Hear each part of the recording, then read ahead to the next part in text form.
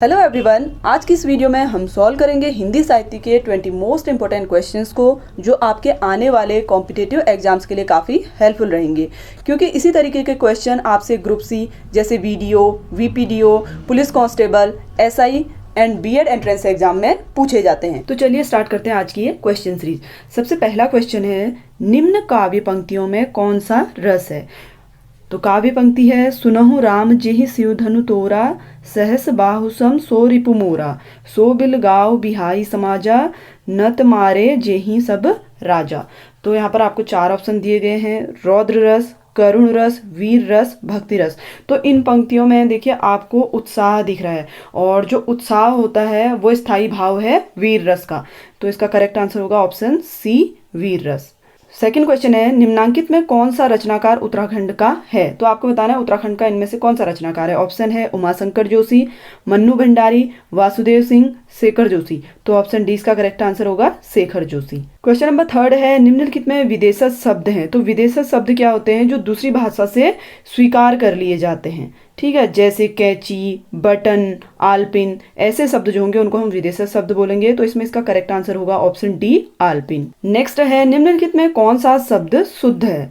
Option दे रखा है, देखिए यहाँ पर आपको अभिषेक शब्द को लिखना है। तो अभिषेक को करेक्ट किस तरीके से लिखा जाता है? तो देखिए यहाँ पर दे रखा है अभिषेक, अभिषेक, अभिषेक या अभिषेक।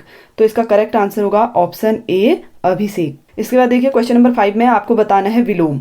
उत्कृष्ट का विलोम बताइए। तो उत्कृष्ट शब्द का विलोम होता है निकृष्ट। ऑप्शन बी इसका करेक्ट आंसर होगा। क्वेश्चन नंबर 6 है, सूर्योदय शब्द का संधि विग्रह है। तो आपको इसमें संधि विच्छेद करना है, सूर्य धन उदय। तो देखिए ऑप्शन जो ए होगा इसका करेक्ट आंसर होगा। क्वेश्चन नंबर 7 है, और से पहले किस चिन्ह का प्रयोग नहीं होता? जैसे देखिए कोई आप वाक्य बोल रहे हैं, मैं और मेरा दोस्त घूमने गए। तो देखिए और से पहले ना तो पूर्ण विराम का प्रयोग कर सकते हैं, ना ही अल्प विराम का प्रयोग किया जाता है, और ना ही प्रश्नवाचक का प्रयोग किया जाता है। तो ऑप्शन डी इसका करेक्ट आंसर होगा, इनमें से किसी का भी प्रयोग नहीं किया जाता है। तो उपयुक्त सभी पूर्ण विराम, अल्प विराम, प्रश्नवाचक, इनका प्रयोग और शब्द से पहले नहीं किया जाता है। क्वेश्चन नंबर 8 है, वाक्य में क्षण भर ठहराव के लिए प्रयुक्त चिन्ह है।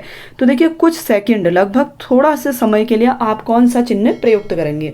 अल्प विराम, अर्ध विराम, अपूर्ण विराम, इनमें से कोई नहीं। तो देखिए कुछ सेकंड या कुछ समय के लिए हम अल्प विराम का प्रयोग करते हैं। तो ऑप्शन ए इसका क्या होगा? करेक्ट आंसर होगा। क्वेश्चन नंबर 9 है, उसने कहा था कहानी के रचनाकार हैं। तो ऑप्शन है चंद्रधर शर्मा गुलेरी, बंग महिला, जयशंकर प्रसाद या निराला जी। तो इसका करेक्ट आंसर होगा option A, Chandradhar Sharma Guleri. Question number 10 है, राजभाषा संबंधी संवैधानिक अनुच्छेद है। तो यहाँ पर आपको अनुच्छेद दिए गए हैं कि राजभाषा यानी कि हिंदी जो है इसको कौन से अनुच्छेद में रखा गया है। तो देखिए ऑप्शन ए है 343 से 351 तक, 340 से 348 तक, 341 से 353 तक, 342 से 354 तक। तो इसका करेक्ट आंसर है ऑप्शन ए, 343 से 351 तक। नेक्स्ट क्वेश्चन है, राम भक्त कवियों के काव्य में कौन सी भाषा प्रयुक्त हुई है? तो देखिए जो राम के भक्त हैं कवियों ने उनके काव्य में कौन सी भाषा प्रयुक्त की है? अवधी भाषा का प्रयोग किया गया है, ब्रज भाषा का किया गया है, ए और बी दोनों का किया गया है, या भोजपुरी। तो इसका करेक्ट आंसर होगा अवधी और ब्रज भाषा दोनों का ही प्रयोग किया गया है। तो ऑप्शन सी इसका करेक्ट आंसर होगा। नेक्स्ट क्वेश्चन है, छंद के विषय में कहा गया है। छंद वेद के चरण है, छंद काव्य बुद्धि है, छंद काव्यात्मा है, छंद काव्य कल्पना है। तो इसका जो करेक्ट आंसर होगा, देखिए छंद के विषय में कहा गया है कि ये वेद के चरण है। तो ऑप्शन ए इसका करेक्ट आंसर होगा। क्वेश्चन नंबर 13 है, निम्नांकित में एक शब्दालंकार नहीं है। तो आपको चार ऑप्शन दिए गए हैं, अनुप्रास, उपमा, यमक, वक्रोक्ति। तो सबसे पहले मैं आपको बता दूं शब्दालंकार के 5 भेद होते हैं, ठीक है, 5 भेद शब्दालंकार के होते हैं। और वो कौन कौन से हैं? देखिए एक तो अनुप्रास है, दूसरा होता है यमक, वक्रोक्ति, श्लेष और विप्सा। जो उपमा अलंकार है वो शब्दालंकार का भेद नहीं होगा। तो ऑप्शन बी इसका करेक्ट आंसर है। क्वेश्चन नंबर 14 है, कंगाली में आटा गीला का अर्थ बताना है। वस्तु कम, ग्राहक अधिक। ऑप्शन बी है अभाव की स्थिति में और हानि होना। ऑप्शन सी है दिल घबराना। ऑप्शन डी है नष्ट भ्रष्ट कर देना। तो देखिए कंगाली में आटा गीला का करेक्ट मीनिंग होगा अभाव की स्थिति में और हानि होना। तो ऑप्शन बी इसका करेक्ट आंसर होगा। किए हुए को मानने वाला, जो किए हुए को मानता है उसके लिए हम कौन सा शब्द प्रयोग करेंगे? कृतज्ञ, कृतघ्न, आभारी या फिर ऋणी।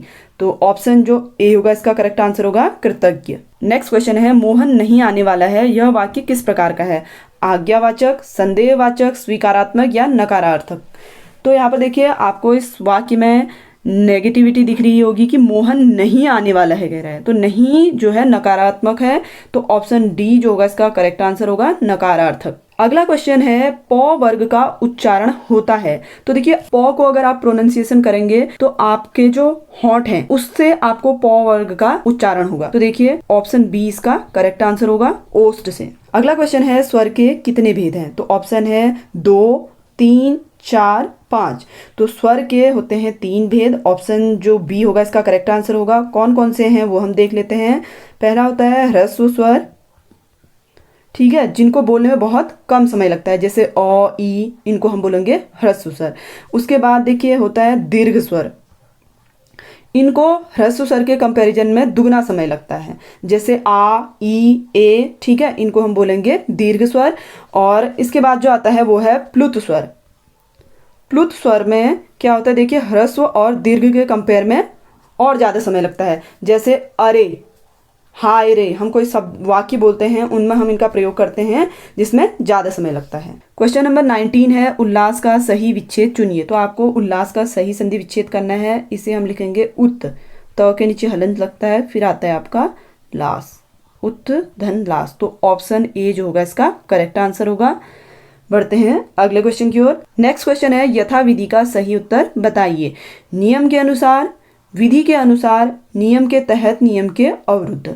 तो यथाविधि का मतलब है विधि के अनुसार, तो ऑप्शन बी इसका करेक्ट आंसर होगा। तो फ्रेंड्स ये तो था आज का प्रैक्टिस सेट जिसमें मैंने आपके साथ हिंदी सब्जेक्ट के 20 क्वेश्चन शेयर किए। तो फ्रेंड्स अगर आपको वीडियो इन्फॉर्मेटिव लगे तो वीडियो को लाइक ज़रूर करें और चैनल पर पहली बार आए हैं तो चैनल को सब्सक्राइब जरूर कर दें ताकि आने वाले इसी तरीके के अपडेट आपको टाइम टू टाइम मिलते रहें। तो मिलते हैं आपसे एक नई वीडियो में नए टॉपिक के साथ, तब तक के लिए धन्यवाद।